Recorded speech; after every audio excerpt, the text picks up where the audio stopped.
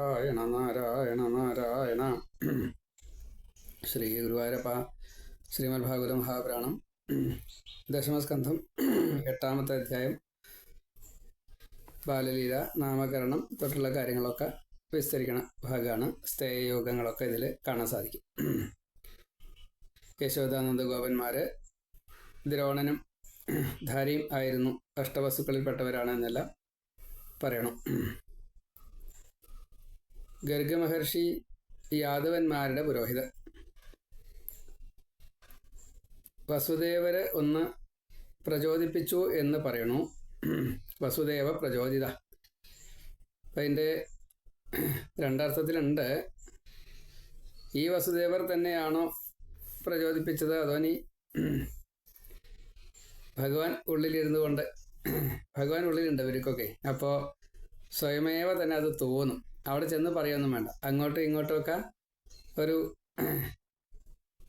സംവാദം ചെയ്യാൻ സാധിക്കും, വളരെ അകലെയാണെങ്കിലും. ഇവിടെ ഹിമാലയത്തിലാണ് ഇരിക്കുന്നത് ഗർഗ മഹർഷി.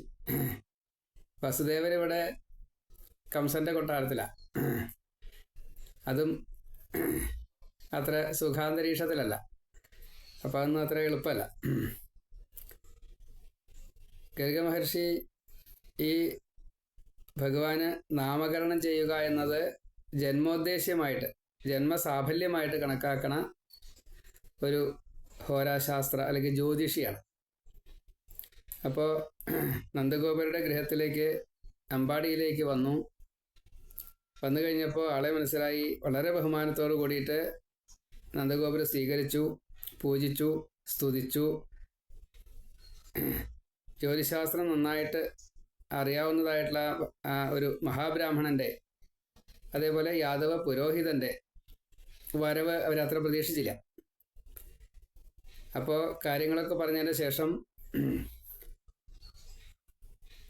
രോഹിണി പ്രസവിച്ചതായിട്ടുള്ള ഉണ്ണിക്ക് നാമകരണാദികളൊന്നും ചെയ്തിട്ടില്ല.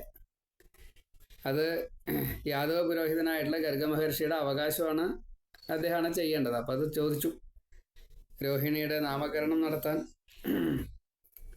അങ്ങ് വന്നു പോയതാൻ നല്ല സമയമാണ്, വൈകി. എനിക്കും ഒരു ഉണ്ണി ഉണ്ടായിട്ടുണ്ട്, കൂടെ അതും കൂടി ചെയ്യാൻ പറ്റുകയാണെന്ന് വെച്ചാൽ സന്തോഷമാവുകയും ചെയ്തു. അപ്പോൾ ഗർഗ മഹർഷി പറഞ്ഞു, അത് വേണമെന്ന് ഇഷ്ടമില്ല. കാരണം ഞാൻ യാദവ പുരോഹിതനാണ്, ഞാനിവിടെ വന്നു നാമകരണം ചെയ്തു എന്നൊക്കെ പറഞ്ഞു കഴിഞ്ഞാൽ അത് കംസന്റെ ചാരന്മാരെ കൊണ്ട് അറിയും. അപ്പം നിങ്ങൾക്കത് വിഷമാവും. അതൊക്കെ വേണോ ചോദിച്ചു. അല്ല, രഹസ്യമായിട്ട് ചെയ്യാം എന്നായി. രാത്രിയിൽ രഹസ്യമായിട്ട് തൊഴുത്തിൽ ഇങ്ങനെയൊക്കെ ചെയ്യാൻ പോരെ ചോദിച്ചു. ആ അതിന് തന്നെയാ വന്നതേ. അപ്പോൾ ഇത് വേഗം പരസ്യമാകും വേണം. ഏതായാലും വളരെ രഹസ്യമായിട്ട് കാര്യങ്ങളൊക്കെ നടത്താൻ വേണ്ടി ഏർപ്പാടായി. ചില ചടങ്ങുകളൊക്കെ ഉണ്ട്. ആ ചടങ്ങുകളൊക്കെ വേറൊരാൾ സഹായിക്കൊന്നും വേണ്ടല്ലോ, അതെല്ലാം ഗർഗ മഹർഷി ചെയ്തു. അപ്പോൾ ആദ്യം രോഹിണിയുടെ സൂതനെ കൊടുത്തു, വസുദേവരുടെ സൂതനെ കൊടുത്തു. അപ്പോൾ ആ ഉണ്ണി എടുത്തു കഴിഞ്ഞപ്പോൾ നല്ല ബലം. അപ്പം എന്നാ ബലൻ എന്നായിക്കോട്ടെ, ബലഭദ്രൻ. എല്ലാവരെയും സന്തോഷിപ്പിക്കും. അതുകൊണ്ട് ബലരാമൻ എന്നായിക്കോട്ടെ. എല്ലാവരെയും രമിപ്പിക്കും. അതുകൊണ്ട് രാമൻ, ബലൻ, ബലരാമൻ, ബലഭദ്രൻ, ഇങ്ങനെയൊക്കെയുള്ള പേരുകൾ. പിന്നെ സംഘർഷണം ചെയ്യും, അതുകൊണ്ട് സംഘർഷണം എന്നും കൂടി ആയിക്കോട്ടെ. പിന്നെ ഇപ്പം ഈ ഉണ്ണിക്ക് എത്രയാ പേര് ചോദിച്ചാൽ നിശ്ചയില്ലാത്തതുകൊണ്ട് സഹസ്രനാമങ്ങളുണ്ട്. അത് എല്ലാം ഈ ഉണ്ണിയുടെ നാമം തന്നെയാണ്. കൂടുതലൊന്നും വിശദീകരിക്കാൻ പോയില്ല. അപ്പോൾ നല്ല വെളുത്ത ഉണ്ണിയാണ്. അതായത് ആ ഉണ്ണി അവളെ കൊടുത്തു. അതിനുശേഷം നന്ദഗോപര് സ്വന്തം ഉണ്ണി എടുത്ത് കൊടുത്തു. അത് കിട്ടിക്കഴിഞ്ഞപ്പോൾ ഒരു ബ്രഹ്മാനന്ദം കിട്ടി ഗർഗ മഹർഷിക്ക്. അപ്പോൾ കുറച്ച് നേരം ബാക്കിയൊന്നും ചിന്തിച്ചില്ല. ഭഗവാനും ഭക്തനും കൂടിയിട്ട് അവിടെ ഇരുന്നു. അപ്പോൾ കൃഷ്ണന് തോന്നി, ഇത് ഇങ്ങനെ ഇരുന്നാൽ മതിയോ, വിളിച്ചാവും, അതിൻ്റെ മുന്നേ മുഹൂർത്തം തെറ്റണ്ട, ചെയ്തോളൂ എന്ന് പ്രേരണ ഉണ്ടായി. താടിയൊന്ന് പിടിച്ച് വലിച്ചപ്പോൾ. അപ്പോൾ ഉണ്ണിയുടെ ചില കാര്യങ്ങൾ ആദ്യം പറഞ്ഞു. ഈ ഉണ്ണി കൃതയുഗത്തിൽ വെളുപ്പാവും, ദ്വാപരത്തിൽ സ്വർണ്ണ നിറാവും, ത്രേതയിൽ ചുവപ്പാവും, ദ്വാപരത്തിൽ സ്വർണ്ണ നിറമാണ്, ദ്വാപര അന്ത്യത്തിലാണ് കറുപ്പ് നിറം. അപ്പോൾ ഇപ്പോൾ സ്വതേ കറുപ്പ് നിറത്തിലുള്ളത്. അപ്പം അതുകൊണ്ട് കൃഷ്ണൻ എന്ന് പേരിടാം എന്നുള്ള നിലയ്ക്ക് ഇങ്ങനെ മനോരാജ്യം വിചാരിച്ചു. പിന്നെ ഈ കർഷണം ചെയ്തുല്ലോ, താടി പിടിച്ച് വെച്ചപ്പോൾ കർഷണം ചെയ്യലാണ്. ഈ ഉണ്ണിക്ക് കൃഷ്ണൻ എന്ന് തന്നെ ആയിക്കോട്ടെ പേര്. അനവധി ഉണ്ട് കേട്ടോ, ആ കൃഷ്ണൻ എന്നുള്ള ആ പേരിൻ്റെ അർത്ഥങ്ങൾ കുറേ ഉണ്ട്. അതേപോലെ ഗർഗമഹർഷിക്ക് വലിയ സ്ഥാനമാണ്. മഹാഋഷിമാരുടെ ഇടയ്ക്ക് ഉയർന്നതായിട്ടുള്ള സ്ഥാനമുണ്ട്. അപ്പോൾ ഭഗവാന്റെ നാമം അത് വേണ്ട പോലെ ഇട്ടിട്ടില്ല വെച്ചാൽ ഇവരൊക്കെ കുറച്ചെന്തെങ്കിലും പറയും. അപ്പം അത് കേൾക്കാൻ വയ്യ. നല്ലോണം ആലോചിച്ചു. സഹസ്രനാമങ്ങൾ തന്നെ അനവധി ഉണ്ട്. അപ്പം അതിൽ ഏത് നാമം എടുത്തിട്ടാ ഈ ഉണ്ണിയുടെ പേര് എല്ലാവരും വിളിക്കേണ്ട ഒരു പേരാവണ്ടേ. അപ്പോൾ ഈ കർഷണം ചെയ്തപ്പോൾ കൃഷ്ണൻ എന്നാവാം എന്ന് നിശ്ചയിച്ചു. എന്നിട്ട് അതിനെ ഒന്നാണ് വ്യാഖ്യാനിച്ചു. അത് ഗർഗഭാഗവതത്തിലേ പറയണല്ലോ, ഇതിൽ പറയണില്ല. ശരിക്കും ഇതിൽ പറയേണ്ടതാ. കകാര കമലാകാന്ത ഋകാര രമയതീതി ഷകാരോ ഷഡ്ഗുണവതി ഭഗവാൻ, അകാരോ അഗ്നിപുക്ക്, നകാരോ ഭഗവാൻ സ്വയം, വിസർഗോ നരനാരായണ. അപ്പോൾ 5-6 അർത്ഥങ്ങൾ അതിൽ കിട്ടുന്നുണ്ട്. അതെന്തായാലും ഒന്ന് വ്യാഖ്യാനിച്ചു. അങ്ങനെ കൃഷ്ണൻ എന്ന് പേരിട്ടതിന് ശേഷം പണ്ട് വസുദേവന്റെ പുത്രനായിട്ട് ഇരുന്നിട്ടുണ്ട്. അതുകൊണ്ട് വാസുദേവൻ കൂടെ ആയിക്കോട്ടെ. പിന്നെ ഈ ഉണ്ണിക്ക് എത്രയാ പേരെ ചോദിച്ചാൽ ഇപ്പോൾ നിശ്ചയില്ല. സഹസ്രനാമങ്ങൾ തന്നെ കുറേ ഉണ്ട്. അപ്പോൾ ഈ ഉണ്ണി കാരണം കൊണ്ട് നിങ്ങൾക്ക് ശ്രേയസ് കിട്ടും, നിങ്ങൾക്ക് സന്തോഷ ആധിക്യം തന്നെ ഉണ്ടാവും. ഗുണം, ലീല പലതും ഉണ്ടേ. അതൊക്കെ നല്ലോണം ഭഗവാന്റേതായിട്ടുള്ള ചില പ്രവൃത്തികൾ ഇനി പേര് ഉണ്ടാവുമായിട്ട് ചെയ്യും. ഒന്ന് ഗോവിന്ദൻ, ദാമോദരൻ, ഭീഷ്മമുക്തി പ്രദായകൻ, പേരുകൾ കുറേ ഉണ്ട്. ഏതായാലും മാധവൻ എന്നുള്ള പേരുകളൊക്കെ ഗോവിന്ദൻ, ദാമോദരൻ, മാധവൻ വളരെ പ്രധാനപ്പെട്ട പേരാണ്. അപ്പം അതുകൊണ്ട് അതൊക്കെ ഇനി വരാൻ പോവുകയാണ്. എത്രയാ പേര് പറയേണ്ടത് വെച്ചാൽ നിശ്ചയില്ല. എന്തായാലും ഈ ഉണ്ണി ആപത്തൊന്നും ഇല്ലാതെ കണ്ട് നിങ്ങളെ രക്ഷിക്കും, അതല്ലെങ്കിൽ ഈ ഉണ്ണിക്ക് ആപത്തുകളൊന്നും വരാതെ കണ്ട് നോക്കണം കേട്ടോ എന്നെല്ലാം അങ്ങോട്ടും ഇങ്ങോട്ടും അർത്ഥം വരുന്ന രീതിയിലുള്ള ഒരു വാക്കിനെ പറഞ്ഞു, ഒരു വാചകം പറഞ്ഞു. ഈ ഉണ്ണിയുള്ള ദിക്കിൽ കള്ളന്മാരൊന്നും ഉണ്ടാവില്ല. പിന്നെ സരസമായിട്ട് വ്യാഖ്യാതാക്കൾ പറയാറുണ്ട് വേനനെ പോലെ. കാരണം കൃഷ്ണനാണ് ഏറ്റവും വലിയ കള്ളൻ. അപ്പോൾ പിന്നെ വേറെ കള്ളന്മാർ വരില്ലല്ലോ, വേനനായിരുന്നു ഏറ്റവും കള്ളൻ. അപ്പം അതുകൊണ്ട് കള്ളന്മാരൊന്നും ഉണ്ടായിരുന്നില്ല. അങ്ങനെയാണ്. ഇവിടെ അങ്ങനെയല്ല. ഇവിടെ ഭഗവാൻ ഹരി എന്ന അർത്ഥത്തിലാണ് ഇവിടെ കള്ളൻ എന്നത്. എന്താ കക്കുന്നത്? നമ്മുടെ പ്രാരബ്ധത്തെയാണ് ഭഗവാൻ കക്കുക, ഹരിക്കുകയാണ് ചെയ്യുന്നത്. അപ്പോൾ ഈ പാപത്തെ മാത്രമല്ല, സുഖമായാലും ദുഃഖമായാലും പുണ്യവും പാപവും അനുഭവിക്കും, അത് ബാക്കിയാവും, അത് മുഴുവനെ ഹരിക്കും എന്നതാണ്. അപ്പം അതുകൊണ്ട് ഹരി എന്നുള്ള അർത്ഥത്തിൽ കള്ളന്മാരെയൊക്കെ ഈ ഉണ്ണി ഓടിച്ചോളും. ഇവിടെ ഒരു കളവും നടക്കില്ല. ഈ ഉണ്ണിയെ സ്നേഹിച്ചു കഴിഞ്ഞാൽ രക്ഷിക്കും, ദ്വേഷിക്കാൻ വന്നു കഴിഞ്ഞാൽ ശിക്ഷിക്കുകയും ചെയ്യും. കീർത്തി, ഐശ്വര്യം, പ്രഭാവം, ഗുണം, ലീല തൊട്ടുള്ള കാരണങ്ങൾ കൊണ്ട് നാരായണ സമോ ഗുണൈഹി. ഇപ്പം ജാതകം നല്ലോണം വായിച്ചു. ജ്യോതിഷ പണ്ഡിതനായതുകൊണ്ട് അത് കേൾക്കുമ്പോൾ തന്നെ കുറേ പറഞ്ഞിട്ടുണ്ടാവും കേട്ടോ. ഭാഗവതത്തിൽ കുറച്ചേ പറഞ്ഞുള്ളൂ. ഗർഗഭാഗവത്തിലും അക്കത്രിക്കൊക്കെ തന്നെ ഈ കാര്യങ്ങൾ പറഞ്ഞല്ലോ. നാരായണ സമോ ഗുണൈഹി എന്ന് പറഞ്ഞോട് കൂടിയിട്ട് ബാക്കിയുള്ളതൊക്കെ അതിൽ പെട്ടു. പിന്നെ ഈ ഉണ്ണി നിങ്ങളെല്ലാവരും രക്ഷിക്കുന്നതാണ് പറഞ്ഞതേ. അപ്പം അതിൻ്റെ സാരം ബാക്കിയുള്ളതൊക്കെ അതിൽ പെട്ടുമല്ലോ. ഈശ്വരൻ തന്നെയാണ് ഈ ഉണ്ണി എന്ന് പറഞ്ഞു, പറയാതെ കണ്ട് പറഞ്ഞു. അങ്ങനെ എല്ലാവരെയും സന്തോഷിപ്പിച്ചുകൊണ്ട് ഗർഗർക്ക് പോകണമെന്ന് ഒട്ടും താല്പര്യം ഉണ്ടായിട്ടല്ല, പോകാതിരിക്കാൻ പറ്റില്ലല്ലോ വിചാരിച്ച് വെളിച്ചാവണേൻ്റെ മുന്നേ പോവുകയും ചെയ്തു. 3-ാമത്തെ യാമം കഴിഞ്ഞപ്പോഴേക്കും ഗർഗമഹർഷി പോയി. പിന്നെ ക്രമേണ രാമകൃഷ്ണന്മാർ വളരാൻ തുടങ്ങി, കുറേശ്ശെ മുട്ടുകുത്തി നടക്കാൻ തുടങ്ങി. അപ്പോൾ ഗോപികൾ വരും, നോക്കും, അമ്മയുടെ അടുത്തിരിക്കും, ചില വിളിച്ചിരിക്കൽ, രണ്ടാളും കൂടിയിട്ട് കളിക്കും. അപ്പോൾ നീന്തും മുട്ടുകുത്തും. ക്രമേണയായിട്ട് ഇങ്ങനെ കുറച്ചായിട്ട് പിന്നാലെ ഓടിയാൽ പിടിക്കാൻ പറ്റാത്ത രീതിയിൽ സ്പീഡും കൂടാൻ തുടങ്ങി. ഗോപികമാർ ഈ കളികളൊക്കെ കാണാൻ വേണ്ടിയിട്ട് സൂര്യേന്ദ്രന്മാർ ഇങ്ങനെ താഴത്തെ ഇറങ്ങിയിട്ട് ഇങ്ങനെ കളിക്കുകയാണ്. 2 ആനക്കുട്ടികൾ അതേപോലെ പലതും ഉണ്ട്. എത്ര വേണമെച്ചാൽ ഉദാഹരിക്കാം, അങ്ങോട്ടും ഇങ്ങോട്ടും ഒക്കെ ഇഷ്ടമുള്ളതിനെ കുറിച്ച് പറയാം, അത്രയേ ഉള്ളൂ. ഏതായാലും ഇടയ്ക്കൊന്ന് വീണ് മേലൊക്കെ ചളി പറ്റിയാൽ അപ്പോൾ കരയാതിരിക്കാൻ വേണ്ടിയിട്ട് അമ്മ അടുത്ത് മുല കൊടുക്കും. ആ ചളിയൊക്കെ മേലാവും, വസ്ത്രത്തിലൊക്കെ ആവും. യശോദയ്ക്ക് അതും സന്തോഷം, രോഹിണിക്കായാലും അതും സന്തോഷം. അനിയൻ കാട്ടിയതൊക്കെ ഏട്ടൻ കാട്ടും, ഏട്ടൻ കാട്ടിയതൊക്കെ അനിയനും കാട്ടും. ഏതായാലും അങ്ങോട്ടും ഇങ്ങോട്ടും ഒക്കെ.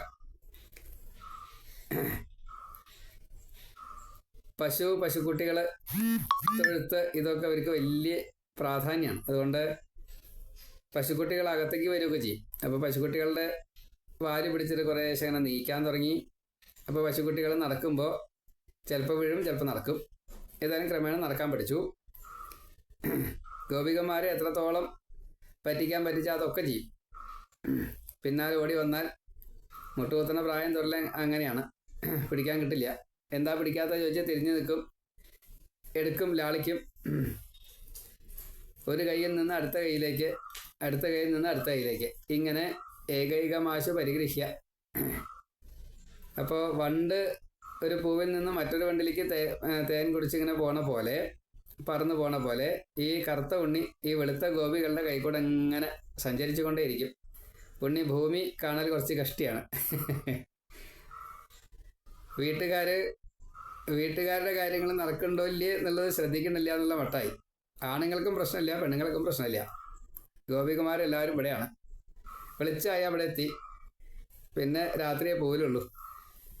അപ്പോൾ മറ്റു കാര്യങ്ങളൊക്കെ ഇവിടെയാണ്, കാപ്പിയും ഊണും ഒക്കെ. ഏതായാലും ക്രമേണ നടക്കാൻ പഠിച്ചു. നടക്കാൻ പഠിച്ചപ്പോഴാണ് ഈ ഗോപികമാർ ഇവിടുന്ന് കുറേ തരാക്കിയിട്ടുണ്ടല്ലോ. ജനിച്ച അന്ന് മുതൽ തുടങ്ങിയതാ ഊണും കാപ്പിയൊക്കെ ഇവിടെ. എന്നാൽ അത് വസൂലാക്കാം. എന്താ ഏട്ടാ പോവല്ലേ ചോദിച്ചു. അപ്പോഴേക്കാണ് കുട്ടികളെ നോക്കാമെന്ന് പറഞ്ഞിട്ട് 32 പേര് വന്നിട്ടുണ്ട്. അവരും നല്ല സംഘബലാണ്. അപ്പം എല്ലാവരും കൂടിയിട്ട് അഷ്ടഗോപന്മാർ അവരൊക്കെയാണ് ഗോലോകത്ത് നിന്ന് വന്നുള്ള കുട്ടികൾ. അവർ അവിടെ ഇവിടെയൊക്കെയാണ് ജനിച്ചേർന്ന്. അപ്പോൾ അവരെയും കൊണ്ട് അടുത്ത വീടുകളിലേക്ക് പോകാൻ തുടങ്ങി. ഒക്കെ ഇവരുടെ വീടുകളിൽ തന്നെയാണ് ചിലതൊക്കെ. ഏതായാലും അടുത്ത വീട്ടിൽ ചെന്ന് കഴിഞ്ഞാൽ അവിടെ എന്തൊക്കെയാണ് ചെയ്യാൻ പറ്റാത്തതൊക്കെ ചെയ്യുന്ന അർത്ഥം. അതാണ് ഇവിടെ വികൃതിക്ക് ഒട്ടും കുറവുണ്ടായിട്ടല്ല കേട്ടോ. ശൃംഗി, അഗ്നി, അസി, ജല, ദ്വിജ, കണ്ടകേഭ്യ ഒക്കെ ഉണ്ട്. പശു, മൂരി, അങ്ങനെയുള്ള കൊമ്പുള്ള, അപ്പോൾ പോത്തും ഒക്കെ ഉണ്ട്. പോത്തുണ്ട്, എരുമുണ്ട്, ആടുണ്ട്, ഒക്കെ ഉണ്ട്. അതിൻ്റെയൊക്കെ കൊമ്പ് പിടിച്ച് വലിക്കുക, കളിക്കുക, എന്തൊക്കെയാ വെച്ചാൽ ഇടയിൽ കൂടെ തലയുടെയൊക്കെ ചെയ്യണ്ടാവും. അതേപോലെ തീക്കൊള്ളി എടുക്കും, അതിൻ്റെയും കളികളൊക്കെ ഉണ്ട്. തീയായിട്ടുള്ള കളിയുണ്ട്. പിന്നെ ജലം, മഴത്തുള്ളിയായാലും വേണ്ടില്ല, വരുവെള്ളമായാലും വേണ്ടില്ല, ഇനി കുളത്തിൽ, പുഴയിൽ, എന്തായാലും കുഴപ്പമില്ല. അവിടെ തോടും ഉണ്ടാവാൻ, ചിലപ്പോൾ പുഴയിലേക്ക് പോകാൻ തുടങ്ങിയിട്ടില്ല തോന്നുന്നു, കാളിന്തിരിക്ക് പോകാൻ തുടങ്ങിയിട്ടില്ല. ഏതായാലും വെള്ളം കൊണ്ടുള്ള കളി നല്ലോണ്ട്. അപ്പോൾ ശൃംഗി, അഗ്നി, അസി, പിശാങ്കത്തി, അല്ലെങ്കിൽ എന്താ വെച്ചാൽ അത് ആയുധ പ്രയോഗവും. പിശാങ്കത്തിയാണെന്ന് വെച്ചാൽ വ്യാഖ്യാതാക്കൾ പറയാറുണ്ട്, ഈ അലക് മൂർച്ചയുള്ള ഭാഗം കൃഷ്ണൻ പിടിക്കും. അണിമാത അഷ്ടൈശ്വര്യങ്ങൾ മുഴുവൻ കൃഷ്ണനുണ്ട്. രണ്ടാൾക്കുണ്ട്, ഏട്ടനും രാമനും ഉണ്ട്. ഇല്ലേട്ടല്ല, എന്നിട്ട് അങ്ങോട്ട് ഇങ്ങോട്ട് പിടിയും വലിയും. അയ്യോ കയ്യ് മുറിയില്ലേ എന്ന് അച്ഛനമ്മമാർ വന്ന് ചോദിക്കുകയൊക്കെ ചെയ്യും. നിങ്ങളുടെ കയ്യ് മുറിയാണ്ട് നോക്കിയാൽ മതി, ഞങ്ങളുടെ കാര്യം സാരല്ല എന്ന് കളിതമാശ. അതുപോലെ മുള്ള്, അതും പ്രശ്നമല്ല, മുള്ളിൽ കൂടെ നടക്കേ എന്താ വെച്ചാൽ ചെയ്യും. അതും കാലുമ കുത്തില്ല എന്ന് സാരം. അതാണ് അങ്ങനെ പലതും. പൂച്ചകളുടെ, പാമ്പുകളുടെയൊക്കെ പല്ല് ഒക്കെ നോക്കും. നായ, പൂച്ച, എന്താ വെച്ചാൽ അതൊന്നും കുഴപ്പമില്ല അവിടെ. നായ ഉണ്ടാവില്ല അതുകൊണ്ട്, കാരണം നായയുടെ കാര്യത്തിൽ പറഞ്ഞിട്ടില്ല. ഒട്ടും താല്പര്യമില്ല ഭാഗവത്തിൽ നായ. അപ്പോൾ ഇനി അഥവാ ഉണ്ടെങ്കിൽ തന്നെ വിപരീത നെഗറ്റീവായിട്ടേ പറയാറുള്ളൂ. പൂച്ചയും പുലിയും കടുവയും സിംഹമൊക്കെ പറയാറുണ്ട്, പക്ഷെ ഇത് പറയാറില്ല. എന്തായാലും അതിൻ്റെ മറ്റേ എണ്ണി നോക്കുകയൊക്കെ ചെയ്യും, പക്ഷികളെ പിടിക്കാൻ നോക്കും. ഏതായാലും രാമനും കൃഷ്ണനും കുട്ടികളും ഒരേപോലെ വികൃതി കാണിക്കാൻ തുടങ്ങി. അത്യാവശ്യം നല്ല കുസൃതികളുണ്ട്. അടുത്ത വീട്ടിലേക്ക് ചെല്ലണത് വെറുതെ അല്ലാണ്ട് ചെയ്ത് തുടങ്ങി കുറേശ്ശെ. അവിടെ എന്തൊക്കെയാണെന്ന് വെച്ചാൽ അത് കുറേശ്ശെ എടുക്കാൻ തുടങ്ങി. വെണ്ണയോ പാലോ തൈരോ എന്തൊക്കെയാ വെച്ചാൽ അതൊക്കെ ഗോരസങ്ങൾ കൂടുതൽ എടുക്കാൻ തുടങ്ങിയപ്പോൾ ഇവർ ഒളിപ്പിച്ച് വെക്കാൻ ശ്രമിച്ചിറങ്ങി. പാത്രം മുകളിലേക്ക് കയറ്റി വയ്ക്കുക, പാത്രം ഒളിപ്പിച്ച് വയ്ക്കുക, പിന്നെ പകരം പാത്രം വയ്ക്കുക, പാത്രം കമത്തി വയ്ക്കുക, ഇങ്ങനെ പല സൂത്രങ്ങൾ. അപ്പോൾ കമത്തി വെച്ച പാത്രങ്ങളൊക്കെ ഉടയ്ക്കും. അതേപോലെ കാലി പാത്രങ്ങൾ അടച്ചു വെച്ചിട്ട് വെച്ചാൽ അതൊക്കെ വലിച്ചെറിയും. മുകളിൽ വെച്ചിട്ട് വെച്ചാൽ ഓരോ പീഠമൊക്കെ ഇട്ടിട്ട് അത് എടുക്കും. അതേപോലെ പിടിക്കപ്പെടാൻ വേണ്ടിയിട്ട് അങ്ങനെയും ചില സൂത്രങ്ങൾ ചെയ്യുന്നുണ്ട്. അതേപോലെ എത്തുന്നില്ല, എന്നിട്ടും എത്തുന്നില്ല വെച്ചാൽ മീത കുട്ടികൾ കയറി നിന്ന് മീതയ്ക്ക് മീതയായിട്ട് പിന്നെ ഒരു വടി കൊണ്ട് അത് അടിയിലത്തെ കലം തുളച്ച് പിന്നെ മുകളിലത്തെ കലം തുളച്ച് അങ്ങനെ പാലും വെണ്ണയും ഒക്കെ ഊറ്റി കുടിക്കും. എന്തായാലും അങ്ങനെ ഒരു തവണ ഒരു ഗോപി ഇത് കടന്നു പിടിച്ചു. പിടിച്ചതെങ്ങനെയാ വെച്ചാൽ ബാക്കിയുള്ള ഉണ്ണികളൊക്കെ ചാടി ഓടിപ്പോയി. ഏറ്റവും മുകളിൽ കൃഷ്ണ. അപ്പോൾ വീഴാതിരിക്കാൻ വേണ്ടിയിട്ട് ഉറിയുടെ മുകളിലോട്ട് തൂങ്ങി.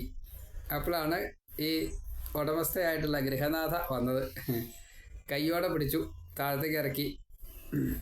ഉണ്ണിയുടെ കൈ പിടിച്ചു. നേരെ ആ മുഖത്ത് മുഴുവനെ വെണ്ണ, കയ്യുമ്പിൽ വെണ്ണ, അങ്ങനെ തൊണ്ടി സഹിതം യശോദയുടെ അടുത്തെത്തി പരാതി പറഞ്ഞു.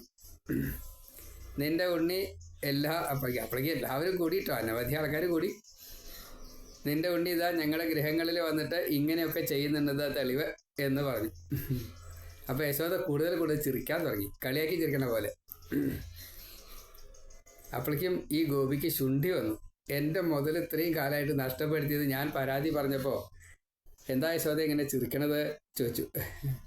അല്ല ഒന്നുമില്ല, ഇപ്പോൾ കയ്യിലുള്ള ഉണ്ണിയുടെ മുഖത്തേക്ക് ഒന്ന് നോക്കൂ എന്ന് പറഞ്ഞു. മുഖത്തേക്ക് നോക്കിയപ്പോഴാണ് സ്വന്തം കുട്ടിയാ, സ്വന്തം മകനെയാണ് പിടിച്ചു കൊണ്ടുനടക്കുന്നത്. അവിടുന്ന് പിടിച്ചത് കൃഷ്ണനെയാണ്. ഇവിടെ വന്ന് നോക്കിയപ്പോൾ സ്വന്തം ഉണ്ണിയാണ്. എന്നിട്ട് യശോദ മുഖത്തേക്ക് ഒന്ന് നോക്കി. അപ്പോഴേക്കും ഉണ്ണി പിന്നെ നിന്ന് സാരിയുടെ അത് ലേശം മാറ്റി ഈ ഗോപിക്ക് മുഖം കാണിച്ചു കൊടുത്തു. എൻ്റെ ഉണ്ണി ഇതാ എൻ്റെ ഇവിടെ ആയിട്ട് എൻ്റെ പിന്നിലുണ്ട്, കുറേ നേരമായിരുന്നു ഇവിടെ ആയിട്ട്. അപ്പം എന്തായാലും എൻ്റെ ഉണ്ണി അങ്ങോട്ട് വന്നിട്ടില്ല എന്നുള്ള കാര്യം ഉറപ്പാണ്. ഇപ്പം നീ പറയണതൊക്കെ നുണയാണെന്നപ്പോൾ എനിക്ക് മനസ്സിലായി. ഇത് പറഞ്ഞപ്പോഴേക്കും ഈ കൊണ്ടുവന്ന ഗോപി മകൻ്റെ മുഖത്തൊന്ന് നോക്കി. മകൻ പാവം സത്യം പറഞ്ഞതൊന്നും അറിഞ്ഞിട്ടില്ല. മകൻ്റെ മുഖത്തും കയ്യുമ്പിലൊക്കെ വെണ്ണ ഉണ്ട്. ഇനി കൃഷ്ണൻ കൊടുത്ത എന്തോ കഴിച്ചിട്ടുണ്ട്. അവരും കൂട്ടത്തിൽ കൂടുമ്പോൾ ഇതിൻ്റെ കൂട്ടത്തിൽ അപ്പോൾ ആകെ ഒരു ജാള്യതയായി. അപ്പോൾ കൃഷ്ണൻ ഈ ഗോപിയുടെ മുഖത്ത് നോക്കിയിട്ട് പറഞ്ഞു, കാണിച്ചു തരാട്ടോ, ഞാൻ പണിയുണ്ട്, ഇപ്പം ഇത്തിരി അല്ലേ എടുത്തിട്ടുള്ളൂ, അതിനാണ് ഇപ്പോൾ ഈ ഏർപ്പാട്. ഇനി ലേവലേശം നിങ്ങൾക്കൊട്ടും കിട്ടാത്ത രീതിയിൽ തന്നെ കാണിച്ചു തരാം, മുഴുവൻ എടുക്കുന്നുണ്ട് എന്നുള്ള ജാതിയിൽ. പിന്നെ അനവധി ആൾക്കാർ പിന്നെ പരാതി പറഞ്ഞു. എൻ്റെ കലം പൊട്ടിച്ചു, എൻ്റെ പശുവിനെ അഴിച്ചു വിട്ടു, പശുക്കുട്ടിയെ അഴിച്ചു വിട്ടു, കറക്കാൻ ചെന്നപ്പോൾ പാല് കിട്ടിയില്ല. പരാതിമയം. വെണ്ണ ഉരുട്ടി വെച്ചായിരുന്നു, ഉണ്ണിയപ്പം ഉണ്ടാക്കി വെച്ചായിരുന്നു, അതൊക്കെ എടുത്ത് കഴിക്കുകയും ചെയ്യും. പകരം വല്ല ചാണകവരിലൊക്കെ വയ്ക്കും. ഇങ്ങനെയൊക്കെ പതിവുണ്ട്. എൻ്റെ കണ്ണിലേക്ക് ഉണ്ണി പാല് തുപ്പി. പക്ഷേ ആ അമ്മ പറഞ്ഞു കേട്ടോ, അന്ന് മുതൽ എനിക്ക് കണ്ണിലെണ്ണ ഇല്ല കേട്ടോ. അപ്പം അങ്ങനെയുണ്ടോ ചിലതേ. അപ്പോൾ വളരെ വിശദമായിട്ടുള്ള പരാതികൾ മുഴുവനെ കേട്ടു. അപ്പോൾ പാത്രം മണ്ണിൻ്റെ പാത്രമാണ് പൊട്ടിച്ചിട്ടുണ്ടാവുക. അതിനൊക്കെ സ്വർണ്ണപാത്രങ്ങൾ തിരികെ കൊടുത്തു. പിന്നെ നഷ്ടപ്പെട്ട പാലിന് പശുവിനെ തന്നെ കൊടുത്തിട്ടുണ്ട്. എത്രയാണോ നഷ്ടം വന്നത് അതിൻ്റെ 100 ഇരട്ടിയോ 1000 ഇരട്ടിയോ ഏതായാലും ഈ യശോദയിൽ നിന്ന് തരാക്കിയിട്ടേ ഗോപികളൊക്കെ പോകാറുള്ളൂ. എന്നാലും പരാതിയൊന്നുമില്ല കേട്ടോ. ഇനി ഇവിടുന്ന് അങ്ങോട്ട് കൊണ്ടുപോയി അത് കുട്ടികൾ ഇങ്ങനെ കൊണ്ടുവന്ന് വെച്ചാൽ ആക്ഷേപമില്ല ഇനി. കാരണം ഈ മുതലിന് വേണ്ടിയിട്ടല്ല. യശോദയോട് പറഞ്ഞു. യശോദ ശിക്ഷിക്കാൻ നിന്നു. അങ്ങനെയൊക്കെ ഉണ്ടായിട്ടുണ്ടോ ഉണ്ണി എന്നൊക്കെ ചോദിച്ചിട്ടേ. അപ്പോൾ ഗോപികമാർ പറഞ്ഞു, അത് വേണ്ട, ഉണ്ണിയെ ശിക്ഷിക്കൊന്നും വേണ്ട, അതൊക്കെ രസമല്ലേ, ഇനി അങ്ങനെ ഒന്നും ഉണ്ടാവാണ്ട് നോക്കിയാൽ മതി കേട്ടോ. അല്ല ഞങ്ങൾക്കല്ല നഷ്ടം, നിനക്ക് തന്നെയാ യശോദയോട് പറയാ. കാരണം ഇതിന് പകരം തരുന്നുണ്ടല്ലോ, അത് മേടിച്ച് കൊണ്ടുപോകുന്നുണ്ട്. അപ്പോൾ അതുകൊണ്ട് ഇനി ഉണ്ടാവാണ്ട് നോക്കിയാൽ മതി. അപ്പോഴേക്കും ചിലർക്ക്, യശോദേ ഞങ്ങളുടെ അവിടേക്ക് ഈ ഉണ്ണി കക്കാനൊന്നും വന്നിട്ടില്ല കേട്ടോ. ഓ എന്നാ അങ്ങോട്ട് വരും. എന്നാ കൂടുതലും മുതലുണ്ടാവുക വെച്ചാൽ അന്ന് വരാം. ഈ ജാതിയാണ്. എല്ലാ ദിക്കിലും ചെന്ന് പലതും എടുത്തു. അപ്പോൾ എല്ലാവരുടെയും മനസ്സിനെ കൃഷ്ണൻ കട്ടെടുത്തു എന്ന് സാരം. അവർക്ക് പലതും പലതും ഇനിയും കൃഷ്ണൻ വരണം, ഇതുപോലെയുള്ള ലീലകൾ കാണിക്കണം എന്നുള്ള ഒരു ആഗ്രഹം മാത്രമേ ഓരോരുത്തർക്കും ഉള്ളൂ. അങ്ങനെ ഒരിക്കൽ ധാരാളം പഴം ഉള്ള ഒരു മരത്തിൻ്റെ നല്ല സ്വാദുമുണ്ട്. അപ്പോൾ എല്ലാവരും കൂടിയിട്ട് അവിടേക്കെത്തി. അപ്പോൾ ചിലരൊക്കെ മുകളിൽ കയറിയിട്ട് പറിക്കാൻ തുടങ്ങി, ചിലർ താഴത്തുള്ള പറിക്കാൻ തുടങ്ങി, അങ്ങനെ പലതും ഉണ്ട്. അപ്പോൾ ഉണ്ണി താഴത്ത് നിന്നേ ഉള്ളൂ. ഈ പറിക്കണത് മുഴുവനെ ഉണ്ണിയെ സൂക്ഷിക്കാൻ ഏൽപ്പിച്ചു. കൃഷ്ണനെ സൂക്ഷിക്കാൻ ഏൽപ്പിച്ച വേറൊരാൾ നിൽക്കില്ല, കൃഷ്ണൻ്റെ കയ്യിൽ നിന്ന് വേറെ ആൾ നിൽക്കില്ല. അപ്പോൾ കൃഷ്ണൻ അതെ എന്നാൽ ശരി ഞാൻ സൂക്ഷിച്ചോളാം കേട്ടോ എന്ന് പറഞ്ഞ് ഈ പഴം മുഴുവനെ സൂക്ഷിച്ചു. അങ്ങനെ എല്ലാവരും വീണ്ടും ഈ പറക്കലും കഴിഞ്ഞു, പൊട്ടിക്കലും കഴിഞ്ഞു, ഒക്കെ കഴിഞ്ഞു. തിരിച്ചിവിടെ വന്ന് നോക്കിയപ്പോൾ ഒരൊറ്റ പഴം കാണാനില്ല. അപ്പോൾ പഴമൊക്കെ എവിടെ കൃഷ്ണ ചോദിച്ചു. അതൊക്കെ ഞാൻ സൂക്ഷിച്ചു പറഞ്ഞു. എവിടെ സൂക്ഷിച്ചു? ഉറുമ്പ് കിടക്കാത്ത പത്തായത്തിൽ. കൃഷ്ണൻ മുഴുവൻ തിന്നു എന്ന് കുട്ടികൾക്കൊക്കെ മനസ്സിലായി. വല്ലാത്ത സങ്കടമായി. കാരണം അത്രയും മധുരമുള്ള പഴ കഷ്ടപ്പെട്ടിട്ടാണ് ഇത് കൊണ്ടുവന്നതേ. അപ്പോൾ രാമേട്ടനോട് പരാതി പറഞ്ഞു. രാമേട്ടനും കിട്ടിയില്ല. അതിന് സൂത്രമുണ്ട്. എന്താ സൂത്രം? മണ്ണ് തിന്നു പറഞ്ഞാൽ മതി. എന്നാ യശോദ ശിക്ഷിച്ചോളും. ശരി. എല്ലാവരും കൂടി പരാതിയായി യശോദയോട് പറഞ്ഞു, ഇതാ കൃഷ്ണൻ മണ്ണ് തിന്നു. കൃഷ്ണൻ്റെ അവിടെ കൃഷ്ണൻ അവിടെ യശോദയുടെ അടുത്തേക്ക് എത്തിയപ്പോഴേക്കും പരാതി അവിടെ കിട്ടി. മാത്രമല്ല രാമനും പറഞ്ഞു എന്നാണ്. രാമനും പഴം കിട്ടിയില്ല. ഏട്ടന് കൊടുക്കാതെയാണ് പഴം മുഴുവൻ ശാപ്പിട്ടതേ. അപ്പോൾ യശോദ ചോദിച്ചു, നീ മണ്ണ് തിന്നുണ്ടോ? പഴം തിന്നുണ്ടോ എന്നല്ല ചോദിച്ചത്, മണ്ണ് തിന്നുണ്ടോ എന്നാ ചോദിച്ചത്. ഞാൻ മണ്ണ് തിന്നിട്ടില്ല. ഇവരൊക്കെ പറഞ്ഞല്ലോ മണ്ണ് തിന്നു. രാമനും കൂടിയും പറഞ്ഞല്ലോ. അമ്മേ എൻ്റെ മുഖത്ത് നോക്കി നോക്കൂ, വായയിൽ നോക്കി നോക്കൂ, ഞാൻ മണ്ണ് തിന്നിട്ട് ചില ലക്ഷണങ്ങൾ കാണില്ലേ? എന്നാ വായ തുറക്ക. വായ തുറന്നു. വായ തുറന്നു നോക്കിയപ്പോൾ ഈ ഭൂമി മുഴുവൻ ഉണ്ട്. ഭൂമിയല്ല, ബ്രഹ്മാണ്ടം മുഴുവൻ ഉണ്ട്. താനും ഉണ്ട്, ഉണ്ണിയുണ്ട്. വടിയൊക്കെ പിടിച്ചിട്ടാ യശോദ നിൽക്കണം കേട്ടോ. ചെവിയും പിടിച്ചിട്ടുണ്ടോ സംശയമുണ്ട്. എന്തായാലും ആകെ കൂടിയിട്ട് യശോദയ്ക്ക് ഒരു തവണ അന്ന് മുല പിടിക്കുമ്പോൾ കാണിച്ചു തന്നിട്ടുണ്ട്. അത് കുറച്ച് കുട്ടിക്കാലത്താണ്. ഇപ്പോൾ കുറച്ചുകൂടി വലുതായിട്ടുണ്ട്. അപ്പോൾ കണ്ടപ്പോൾ ഇതിനേക്കാൾ കൂടുതലായി. തത്വങ്ങളൊക്കെ കണ്ടു. അയ്യോ ഇതിങ്ങനെ ധാരാളം പറയാൻ നിർത്തില്ല. കാരണം ഇപ്പം മുല പിടിച്ചിട്ടില്ല. രോഹിണിക്കും പറയാൻ നിർത്തില്ലാണ്ടേ, ഇത് കടിച്ചതാന്നേ. എന്തായാലും മുഴുവൻ കണ്ടു. മോഹാലസ്യപ്പെട്ടു, വീണു. അവിടുന്ന് ഉണർന്ന് എഴുന്നേറ്റപ്പോഴേക്കും കൃഷ്ണൻ വീണ്ടും വായ കാണിച്ചു. അപ്പോൾ ഞാനും എൻ്റെ ഉണ്ണി, എൻ്റെ ഭർത്താവ് ഈ രാജാവ് നന്ദഗോപുരൻ, ഞാൻ ഇതിൻ്റെ റാണി, ഇവരെല്ലാവരും എൻ്റെ ആൾക്കാരെ സ്വന്തം. ഞാനൊരു സാധാരണക്കാരി. ഭഗവാനെ എന്നെ ഇങ്ങനെ മായ കാണിക്കരുത് കേട്ടോ.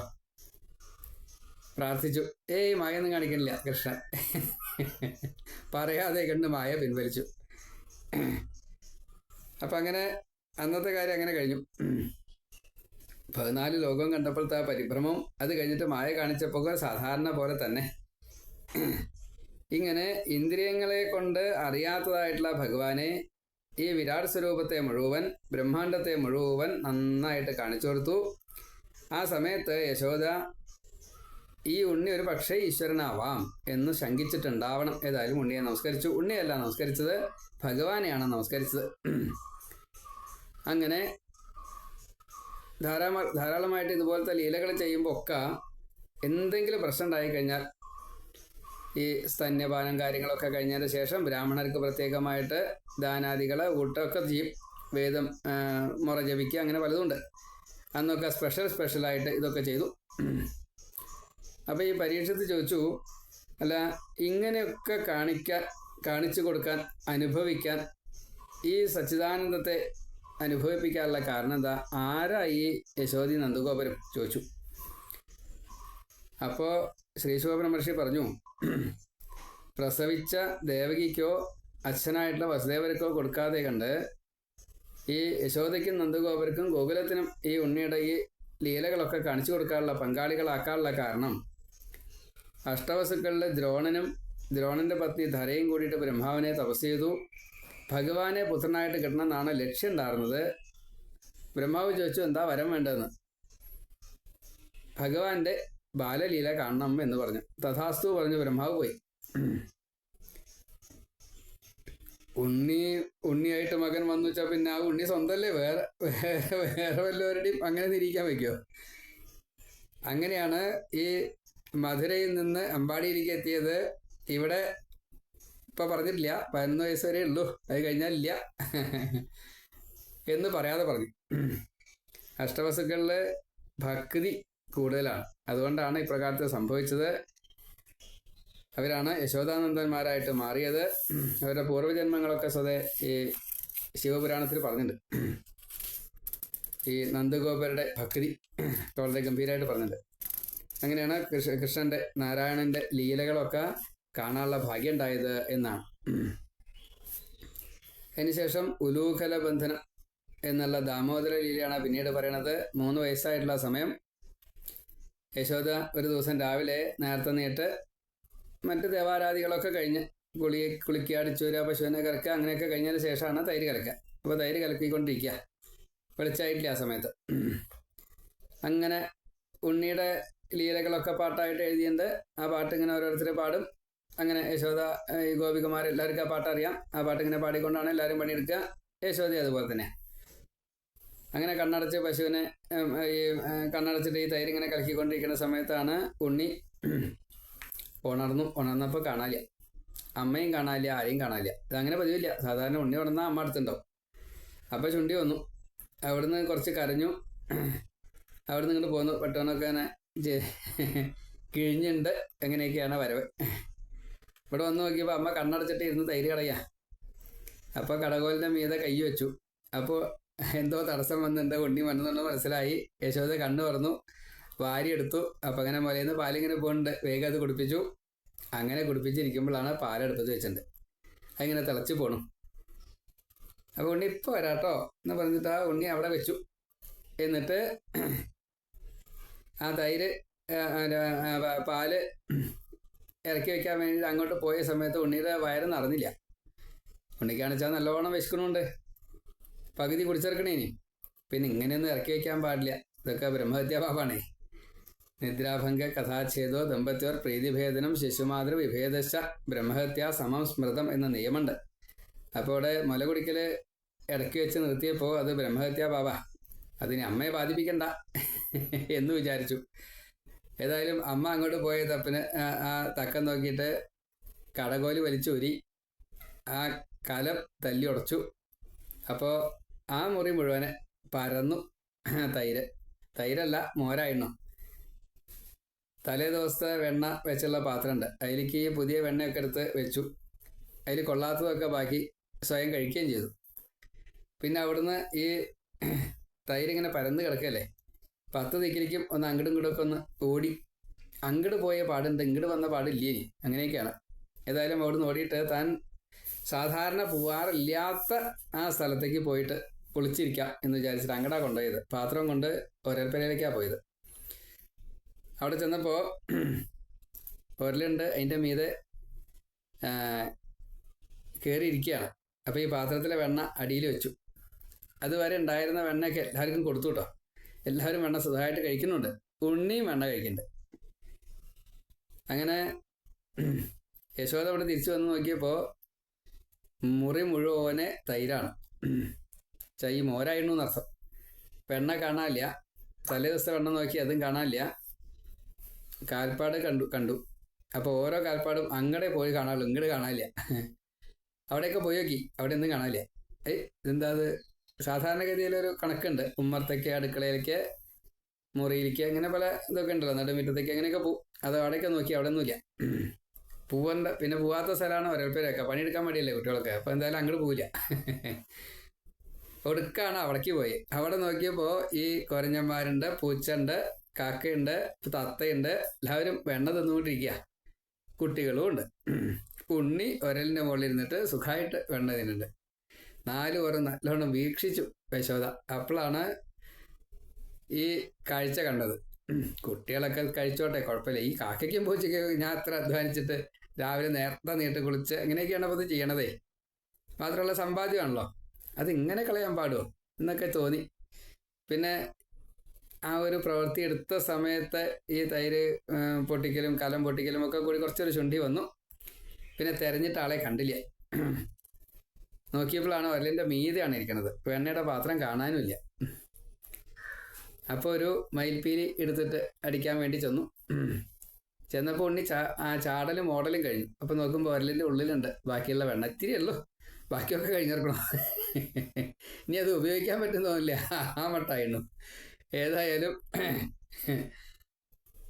ഉണ്ണിയെ പിടിക്കാമെന്ന് വിചാരിച്ച് പിന്നാലെ ഓടി. അപ്പോഴേക്കും ഈ ശബ്ദ കോലാഹലങ്ങളൊക്കെ കേട്ട് ഗോപികമാർ എല്ലാവരും വന്നു കേട്ടോ. എന്നിട്ട് പറയണു, ഉണ്ണിയെ പിടിക്കാൻ വേണ്ടി നോക്കിയപ്പോൾ ഉണ്ണിയെ പിടിക്കാൻ കിട്ടിയില്ല. യശോദ കുറച്ച് തടിച്ച ശരീരം, ഉണ്ണി ചെറുപുറേച്ചൊരു വേഗം ഓടി. അപ്പോൾ പിന്നാലെ ഓടി ക്ഷീണിച്ചു പാവം. അപ്പോഴാണ് ഈ ഗോപികമാരൊക്കെ വന്ന് കളിയാക്കുക. അമ്മയെ കളിയാക്കിയപ്പോൾ ഗോപികമാരോടൊന്ന് കൈകൊണ്ടിനെ കാണിച്ചു തരാം, എൻ്റെ അമ്മയെ കളിയാക്കാൻ നിങ്ങളാരാ എന്നൊക്കെ പറഞ്ഞുകൊണ്ട് സ്വയമേവ തന്നെ പിടുത്തം കൊടുത്ത് അമ്മ എന്നെ പിടിച്ചോളൂ കേട്ടോ. അപ്പോഴാണ് നീ ഇന്ന് കുറച്ചു നേരം ഇവിടെ കിടക്ക, നിന്നെ ഞാൻ കെട്ടിയിട്ടെ എന്നൊക്കെ പറഞ്ഞ് ഒരു കയറ് കിട്ടി. അതുകൊണ്ട് ഒരലിൻ്റെ മുകളിലൊന്ന് കെട്ടി. ഉണ്ണിയുടെ വയറിൻ്റെ മുകളിൽ കെട്ടാൻ വേണ്ടി നോക്കുമ്പോൾ തികഞ്ഞില്ല, ഒരു തിരി പോരാക്കെ കെട്ടാൻ കിട്ടണില്ല. ചിറ്റാൻ കിട്ടുന്നുണ്ട്, കെട്ടാൻ കിട്ടണില്ല. ഇപ്പം എന്താ ചെയ്യുക? ഉണ്ണി ഇവിടെ നിൽക്കപ്പോൾ വരാട്ടോ. കയറ് നിൽക്കണം പോയി യശോദ. തിരിച്ചു വന്നപ്പോൾ അതേപോലെ നിൽക്കുന്നുണ്ട്. വീണ്ടും ചിറ്റി, കെട്ടാൻ കിട്ടുന്നില്ല. അപ്പം അടുത്ത കയറ്. അങ്ങനെ കയറ് ചെല്ല. ഉണ്ണി അവിടെ തന്നെ നിന്നു കേട്ടോ. ഇത്രയും നേരം ഉണ്ണി അവിടെ തന്നെ നിന്നു. ഏതായാലും ഓരോ കയറും കൊണ്ടുവന്നു, എല്ലാ കയറും കൊണ്ടുവന്നു, എന്നിട്ടും കെട്ടാൻ കഴിഞ്ഞില്ല. അപ്പോൾ കൂടുതൽ കളിയാക്കി ചിരിച്ചു ഗോപികമാർ. അപ്പോൾ ഉണ്ണി ആദ്യം നോക്കി ഗോപികമാരെ കാണിച്ചുതരാൻ ഞാൻ പണി. അമ്മേ, ആദ്യത്തെ കയറെടുത്തിട്ട് ഉണ്ണി സ്വയമേവ തന്നെ തൻ്റെ വയറിലാണ്ട് കെട്ടി. എന്നിട്ട് പറഞ്ഞു, അമ്മ ഇതാ നോക്കൂ, അമ്മ കെട്ടിയിട്ടുണ്ടല്ലോ. അമ്മ കെട്ടിയിട്ടില്ല എന്ന് അമ്മയ്ക്കറിയാലോ. അമ്മ ഇത് അതുകൊണ്ട് സുഖമായിട്ട് കെട്ടാൻ പറ്റില്ല, നോക്കി നോക്കൂ, കെട്ട് ശരിയായിട്ടില്ലെന്ന്. അമ്മ നോക്കിയപ്പോൾ നല്ല പാകമായിട്ട് കെട്ടി കാണാണ്ടേ. നന്നായിട്ടുള്ളതാ ആദ്യത്തെ. ഇതെങ്ങനെയാത്? അല്ല, അത് കെട്ടി. അമ്മ ശ്രദ്ധിക്കാഞ്ഞിട്ടാട്ടോ. എന്നാ നീ അവിടെ കിടക്കേ. ഏതായാലും വടിയൊന്നും പ്രയോഗിച്ചില്ല, മയിൽപീലിയൊക്കെ കളഞ്ഞു. നീ ഒന്ന് തലോടിയോ സംശയമുണ്ട്, അത് പറഞ്ഞിട്ടില്ല അതില്. അവിടെ കിടക്കേണ്ട ഉണ്ണി എന്ന് പറഞ്ഞേ സാരത്തോട് കൂടിയിട്ട് തലോടിയിട്ടാണോ പോയേ? അങ്ങനെ ചിന്തിക്കാൻ വയ്ക്കൂ, കാരണം ഈ ഉണ്ണിയോട് ചുണ്ടിയെടുക്കുക എന്നുള്ളത് ചിന്തിക്കാൻ പോലും വയ്യ അമ്മയ്ക്ക്. അപ്പോൾ ഒരു നാട്യം അവിടെ, രണ്ടുപേരും നാട്യം. അയ്യോ, എന്നെ തല്ലാൻ വരണേ എന്ന് നിനക്ക് പേടി. ഗോപികമാർ കണ്ടോട്ടെ വെച്ചിട്ടാട്ടോ, അത്രയേ ഉള്ളൂ, വേറെ ഒന്നുമില്ല. ഒരു നാട്യം. ഏതായാലും ഭയപ്പെടുത്തലും ഭയക്കലും ഒരു നാട്യം. കെട്ടി എന്ന് വിചാരിച്ച് പോയി യശോദ. അപ്പോഴേക്കും കുട്ടികളൊക്കെ വന്നു. ഇവരൊക്കെ അങ്ങോട്ട് പോവുകയും ചെയ്തു, ഗോപികമാരൊക്കെ. അപ്പോൾ കുട്ടികൾ പറഞ്ഞാൽ ഞങ്ങൾ കെട്ടഴിക്കാം എന്ന് പറഞ്ഞു. അതൊന്നും വേണ്ട, അതൊക്കെ കഴിക്കാൻ വേറെ ആൾ വരും. ഉണ്ണി കനപ്പിച്ചാ പറഞ്ഞ്, കഴിക്കാൻ വേറെ ആൾ വരും. ശരി, ഇന്ന് നമുക്ക് പുതിയ കളി കളിക്കാം. ആന മരം വലിക്കണത് കണ്ടിട്ടില്ലേ? എന്നാ ഞാൻ ആന, നിങ്ങൾ എന്നെ മരം വലിപ്പിക്കണ പാപ്പാമാർ. ശരി. ഏതായാലും മരം വലിപ്പിച്ചു. ഒരെല്ലാം ആദ്യം തട്ടിയിട്ടു, എന്നിട്ട് ഒരലും വലിച്ചുകൊണ്ട് പുറത്തേക്ക്. അപ്പോഴാണ് ഈ നാരദ മഹർഷി ശിവപാർഷദന്മാരായിട്ടുള്ള നളഗോപുര മണിഗ്രഹന്മാരെ ശപിച്ച് മരങ്ങളായിട്ട് മരങ്ങൾ നിൽക്കുന്നുണ്ട് അവിടെ. അത് അളകനന്ദയിൽ ഈ കുബേരൻ്റെ പുത്രന്മാരായിട്ടുള്ള നളഗോപുര മണിഗ്രഹന്മാര്, ശിവപാർഷദന്മാര്, അവരുടെ ഒരു തോന്നിയാസം, ഒരു ലേശം മദ്യം, അതേപോലെ സ്ത്രീകൾ, അപ്സര സ്ത്രീകളൊത്ത് കുളിക്കുക നഗ്നരായിട്ടേ. ഒട്ടും പാടില്ല, മദ്യം കഴിക്കാൻ പാടില്ല, നഗ്നരായിട്ട് കുളത്തിലിറങ്ങാൻ പാടില്ല, അനവധി ഉണ്ട് തെറ്റുകൾ. ആ സമയത്താണ് നാരദ മഹർഷി അത് കൂടെ വരുന്നത്. അത് കണ്ടപ്പോൾ അപ്സരസ്സർ പേടിച്ച് പോയി, വസ്ത്രമൊക്കെ എടുത്ത് ഓടി. ഇവർക്ക് ഈ മദ്യത്തിലായതുകൊണ്ട് ഇത് അറിഞ്ഞില്ല, ഒരു ഗൗനിച്ചില്ല. അപ്പോൾ ചുണ്ടി വന്നു, ശപിച്ചു. ഇതിപ്പോൾ ധനത്തിൻ്റെ ആധിക്യമുണ്ട്, ശിവപാർഷദന്മാരാണ്, സൗന്ദര്യം നല്ലോണ്ട്, നല്ല യൗവനുണ്ട്, വിദ്യയുണ്ട്, പിന്നെ ഇതാ പെൺകുട്ടികളും വില, അതും അളകനന്ദയിലേ. എന്നാൽ നിങ്ങളുടെ മനസ്സ് മരവിച്ചിറക്കണു, നിങ്ങളെന്നാ മരമായിട്ട് നിന്നോളി എന്ന് പറഞ്ഞു. ശാപമോക്ഷമായിട്ട് കൊടുത്തു. ശ്രീകൃഷ്ണൻ ആയിട്ട് ഭഗവാൻ വരും, ആ സ്പർശം കിട്ടിക്കഴിഞ്ഞാൽ നിങ്ങൾക്ക് മുക്തി എന്നെല്ലാം പറഞ്ഞു. ഈ രംഗമൊക്കെ ഓർത്തു. ഞാനിത് കൊടുത്തല. അവിടേക്ക് നേരെ അങ്ങോട്ട് വിട്ടോളൂ പറഞ്ഞു. അങ്ങോട്ട് വിട്ടു. കൃഷ്ണൻ ആദ്യം രണ്ട് മരങ്ങളിങ്ങനെ ഒരു കവളിൽ നിന്ന് നിൽക്കണ പോലെയാണ് നിൽക്കണം. രണ്ടിൻ്റെ നടുക്ക് കൂടെ അങ്ങോട്ട് ചാടി കൃഷ്ണൻ. ഒരൽ വലിച്ചാൽ കിട്ടുന്നില്ല. അപ്പോൾ അങ്ങോട്ട് കടന്നിട്ട് ഈ കയറ് പിടിച്ച് ഒന്നിങ്ങോട്ട് വലിച്ചു. അപ്പം ഈ മരം അങ്ങോട്ട് പുഴങ്ങി വീണതിൻ്റെ മുന്നേ ഇങ്ങനെ അങ്ങോട്ട് നിന്നു. പകുതി ചെരിഞ്ഞിട്ടേ, പകുതിയല്ല മുക്കാലും ചെരിഞ്ഞ് വീണിറക്കണു. അപ്പം അതിൽ നിന്ന് ഇവർ രണ്ടുപേരും മുക്തരായിട്ട് യഥാർത്ഥ രൂപത്തിൽ നളഗോപുര മണിഗ്രീവ രൂപത്തിൽ, ശിവപാർശ്വ രൂപത്തിൽ, ധനതൻ്റെ മക്കളായിട്ടുള്ള രൂപത്തിൽ സുന്ദര രൂപികളായി മനസ്സൊക്കെ ശുദ്ധായി. കൃഷ്ണനെ നല്ലോണം സ്തുതിച്ചു ഈശ്വരനായിട്ട് കണ്ടുകൊണ്ട്. സ്തുതി വാണീ ഗുണാനുകഥനേ ശ്രവണവും കഥായാം ഹസ്തൗ ച കർമ്മസുമനസ്തവ പാദയോർന്ന സ്മൃത്യാം ശിരസ്തവ നിവാസജികൾ പ്രണാമേ ദൃഷ്ടി സദാം ദർശനേസ്തു ഭവത്തനൂനാം. നന്നായിട്ട് സ്തുതിച്ചു കേട്ടോ. കുറച്ച് സ്തുതി പിന്നിൽ പറഞ്ഞിട്ടുണ്ട്, ഒടുക്കത്തെ ശ്ലോകം ചൊല്ലിയെന്നല്ലോ. അങ്ങനെ സ്തുതിയൊക്കെ കഴിഞ്ഞ് അവരെ അനുഗ്രഹിച്ചു ഭഗവാൻ. ഇനി തെറ്റൊന്നും ചെയ്യില്ല എന്ന സമ്മതവും അനുഗ്രഹമൊക്കെ കിട്ടി. ഏതായാലും അവർ അവിടേക്ക് എത്തി. അവർ പോയി. ആ സമയത്ത് മരം അവിടെ വീഴുകയും ചെയ്തു. മരം വീണ ശബ്ദം കേട്ടപ്പോഴേക്കും കോലാഹലമായി. എല്ലാവരും കൂടിയിട്ട് ഓടി വന്നു. യശോദ പണിയിലായിരുന്നു. അപ്പോൾ അത്ര എത്താൻ പറ്റിയില്ല, ഓടിയെത്താൻ പറ്റിയില്ല. അപ്പോഴേക്കും നന്ദഗോപുരം ബാക്കിയുള്ളവരൊക്കെ വന്നു. എല്ലാവരും കൂടി വന്നിട്ട് ഇതെന്താ അത് ഇങ്ങനെയൊക്കെ. അപ്പോൾ ഈ കുട്ടികൾ കാര്യമൊക്കെ പറഞ്ഞു. എന്താ കുട്ടികൾ പറഞ്ഞ്, ഉണ്ണി ഇങ്ങോട്ട് വലിച്ചു, അപ്പോഴാണ് മരം വീണ്. ബലെ, നിങ്ങൾ ഈ കളിവാക്ക് എപ്പോഴും തന്നെയാ പറയുക എന്നൊക്കെ ചോദിച്ചാൽ അങ്ങള് എന്തോ സംഭവിച്ചു. ഇപ്പം കാറ്റൊന്നുമില്ലല്ലോ, മഴയില്ല, കാറ്റും ഇല്ല. ഇന്നിപ്പോൾ എങ്ങനെയാ അത്? അത്രയും നല്ല പ്രായമുണ്ട്, അങ്ങനെ തന്നെ വീണതായിരിക്കും. ഇനി വേറെ വല്ലവരും അല്ല പൂതനയൊക്കെ വന്ന് ചത്തൂലോ, പൂതന തൃണാവർത്തൻ ഇങ്ങനെയൊക്കെ ഉണ്ടായി. അങ്ങനെ വല്ലതും ആവോ? ശകടാസുരൻ ഒക്കെ ഉണ്ടായില്ലേ, അങ്ങനെ വല്ലതും ആവോ? സംശയിച്ചു പലരും. ഇവിടേക്ക് നന്ദഗോപുരം വന്നിട്ട് ആദ്യം ഉണ്ണിയുടെ കെട്ടോ കഴിച്ചു. എന്നിട്ട് ഇങ്ങോട്ട് മാറ്റി നിർത്തി വിശദീകരിച്ച് കുട്ടികൾ പറയുകയും ചെയ്തു. ഇതിൽ നിന്ന് രണ്ട് യുവ കോമളന്മാർ, സുന്ദരന്മാർ വന്നു ഭഗവാനെ സ്തുതിച്ചു എന്നിട്ടാ പോയത്, കൃഷ്ണനെ സ്തുതിച്ചു എന്നിട്ടാ പോയത് എന്നൊക്കെ പറഞ്ഞു. അപ്പോൾ കൃഷ്ണൻ്റെ ലീലകൾ ഇങ്ങനെ ഓരോന്നും ഇങ്ങനെ ലോകം മുഴുവനെ അറിയാണ്. അപ്പോഴേക്കും ദേവീദേവന്മാർ ഇവരെല്ലാവരും മുകളിലുണ്ട് ആകാശത്തെ. ധാരാളം പുഷ്പവൃഷ്ടിയും കാര്യങ്ങളൊക്കെ, കൊട്ട, പാട്ട്, നൃത്തം, വാദ്യം എന്തൊക്കെയാ വെച്ചാൽ അതൊക്കെ അടക്കി ഗംഭീരമായിട്ടുണ്ടായി. ഇങ്ങനെ ദാമോദരൻ എന്നുള്ള ആ ഒരു ലീല ഭഗവാൻ ഈ യശോദയ്ക്ക് എന്നും ഓർമ്മിക്കാൻ തോക്കണം ഒരു പാഠമായിക്കോട്ടെ എന്ന് കണക്കാക്കി ഹൃദയത്തിലാണ് കരുതുന്നത് ദാമോദരനായിട്ട്. പിന്നെ അവിടെ നിന്ന് ഇറങ്ങിയില്ല ഉണ്ണി. പിന്നെ പ്രഭാസ തീർത്ഥത്തിൽ വെച്ചിട്ട് 85-ാമത്തെ വയസ്സിൽ, കൃഷ്ണൻ 85 വയസ്സുള്ള സമയത്ത് എല്ലാവരും കൂടിയിട്ട് സമ്മേളിക്കുന്ന സമയത്താണ് കൃഷ്ണൻ ദാമോദരൻ എന്നുള്ള ഭാവത്തിൽ നിന്ന് ഇങ്ങോട്ട് ഇറങ്ങിയത്. അതുവരെ പിന്നെ ദാമോദരനെ മാത്രമേ ഈ അമ്മ കണ്ടിട്ടുള്ളൂ എന്നാണ്. 11 വയസ്സ് വരെയുള്ള ലീലകളിൽ ഇടപെട്ടിട്ടൊക്കെ ഉണ്ട്. എങ്കിലും ഉണ്ണി പോയതോട് കൂടിയിട്ട് കുറച്ചൊരു കിടപ്പ് ഛായയായി എന്നാണ്. പിന്നെ അധികം പണിയെടുക്കേ മറ്റു കാര്യങ്ങളൊന്നുമില്ല. ദാമോദരായ നമ, ശ്രീകൃഷ്ണായ നമ, അല്ലെങ്കിൽ കേശവായ നമ, നാരായണായ നമ, മാധവായ നമ, ഗോവിന്ദായ നമ, വിഷ്ണവേ നമ, മധുസൂദനായ നമ, ത്രിവിക്രമായ നമ, വാമനായ നമ, ശ്രീധരായ നമ, ഹൃഷികേശായ നമ, പത്മനാഭായ നമ, ദാമോദരായ നമ, ഓ നമോ നാരായണായ, ഓ നമോ ഭഗവതി വാസുദേവായ, ഓം ശ്രീകൃഷ്ണായ നമ, ഓം വിഷ്ണവേ നമ. ഇങ്ങനെ കൃഷ്ണനാമങ്ങളെ ജപിച്ചുകൊണ്ട്, വിഷ്ണു ഭഗവാനെ സ്മരിച്ചുകൊണ്ട്, ദാമോദരനെ സ്മരിച്ചുകൊണ്ട് ശിഷ്ടകാലം മുഴുവൻ സുഖമായിട്ട് അവിടെ യശോദ ദാമോദരനെ നമുക്കും ഇപ്രകാരത്തിൽ എന്ന് കാട്ടി തന്നുകൊണ്ട് കളിച്ചു എന്നതാണ്. അല്ലെങ്കിൽ കഴിഞ്ഞുകൂടി, കളിപ്പിച്ചു, കൃഷ്ണൻ്റെ കളിപ്പിക്കൽ ഇങ്ങനെ കഴിഞ്ഞു എന്ന് പറയാം. അപ്പം അതിനുശേഷം മറ്റ് ലീലകളെ, ഈ ബാലലീലാദി കാര്യങ്ങൾ, പഴക്കച്ചവടക്കാരിയെ അനുഗ്രഹിക്കൽ, ഇങ്ങനെയുള്ള കാര്യങ്ങളാണ് പറയുന്നത്. അപ്പോൾ ഗോപികളുടെ ദാസ്യവൃത്തി ഉൾപ്പെടെയുള്ള സകലതും ചെയ്തതായിട്ടുള്ള ആ ഭഗവാൻ ഭക്തന്മാരുടെ ദാസൻ എന്ന നിലയ്ക്ക് പലതും ചെയ്തതായിട്ടുള്ള, ഇനി അതിനുശേഷം വൃന്ദാവനത്തിലേക്കുള്ള യാത്ര രംഗം, അതൊക്കെയാണ് ഇനി പറയേണ്ടത്. ഗോപികമാർ കൈ കടയണു, കാല് കടയണു എന്നൊക്കെ പറഞ്ഞിട്ടേ കൃഷ്ണനെ കൊണ്ട് എന്തെങ്കിലുമൊക്കെ പണിയെടുപ്പിക്കും. അതേപോലെ തന്നെ കൃഷ്ണനും ഇങ്ങനെയൊക്കെ പണിയെടുക്കുമ്പോൾ വെണ്ണ തരൂ, പാല് തരൂ എന്നൊക്കെ പറഞ്ഞ് ഗോപികമാരെയും കളിപ്പിക്കും. അങ്ങനെ ഇരിക്കുമ്പോഴാണ് ഒരു പഴക്കച്ചവടക്കാരി വന്നിട്ട് പഴം വേണോ ചോദിച്ചു. ഇവിടെ പഴം ഇല്ലായിട്ടല്ല കേട്ടോ, ആ അമ്മയെ അനുഗ്രഹിക്കാൻ വൈകി കൃഷ്ണന്, അതുകൊണ്ട് പഴം നിൽക്കും വേണം എന്നായി. അപ്പോൾ കൗതുകം കൊണ്ട് ഇവിടെ വന്നു. പഴം കൊട്ടയിലുള്ളത് മുഴുവനെ ഉണ്ണി വാങ്ങി എന്നാണ്.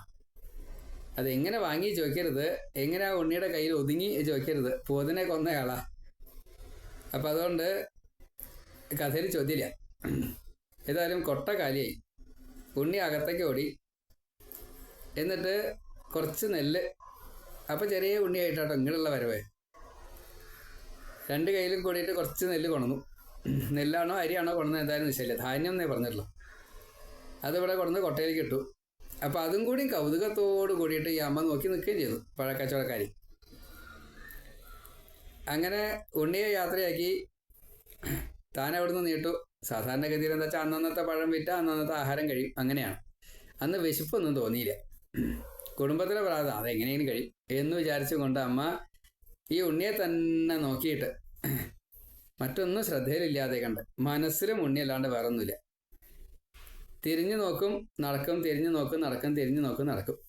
കൊട്ട തലയിൽ വെച്ചു. അങ്ങനെയാ യാത്ര. ഒന്നുമില്ല കൊട്ടയില്ലേ, കാലിയാണ്. ഒന്നും കിട്ടിയതുമില്ല, കൂലി കിട്ടിയില്ല.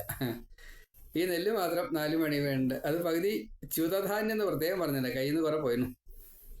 അതും കൊണ്ടാണ് വീട്ടിലേക്ക് എത്തിയത്. അവിടേക്ക് എത്തുമ്പോഴേക്കും കന ഇങ്ങനെ കൂടി വരണ്ട, നോക്കാൻ വയ്യ ആ മട്ടായി. ഏതായാലും അവിടെ ചെന്ന് ഇറക്കി വെച്ച് നോക്കിയപ്പോഴോ കൊട്ട ഇങ്ങനെ നിറച്ച രത്നങ്ങളെ കൊണ്ട് അങ്ങോട്ട് നിറഞ്ഞെടുക്കണം. അവിടെ എത്തിയപ്പോഴേക്കും രത്നങ്ങൾ താഴെ വീഴാൻ തുടങ്ങി. അത്രയും കൂടുതൽ രത്നങ്ങൾ. മഹാപ്രഭുയായിട്ട് ആ വീട്ടമ്മ, ഈ പഴക്കച്ചവടക്കാരി എത്രയാ സുഖം അനുഭവിപ്പിച്ച് ഭഗവാൻ ചോദിച്ചാൽ മനസ്സിലായി, അത്രയും കൂടുതൽ സുഖിച്ചു എന്നാണ്. അപ്പം ശബരിക്ക് മുക്തി കൊടുത്തതാ. ആ ശബരിയാണ് ഈ പഴക്കച്ചവടക്കാരി. അപ്പം അവർക്ക് പരമാവധി സച്ചിദാനന്ദത്തെ തന്നെ ഇഹസുഖം കൊടുത്തുകൊണ്ട് അനുഭവിപ്പിച്ചു എന്നാണ്. 2 ശ്ലോകങ്ങളെ കൊണ്ടാട്ടോ ഇത് മുഴുവൻ പറഞ്ഞിരിക്കണത്. അപ്പം അങ്ങനെയുള്ള ഭഗവാന്റെ ലീല. ഇനി ബാക്കിയുള്ളത് നമുക്ക് അടുത്തേൽ പറയാം. സർവത്ര ഗോവിന്ദ നാമ സങ്കീർത്തനം. ഗോവിന്ദ ഗോവിന്ദ നാരായണ.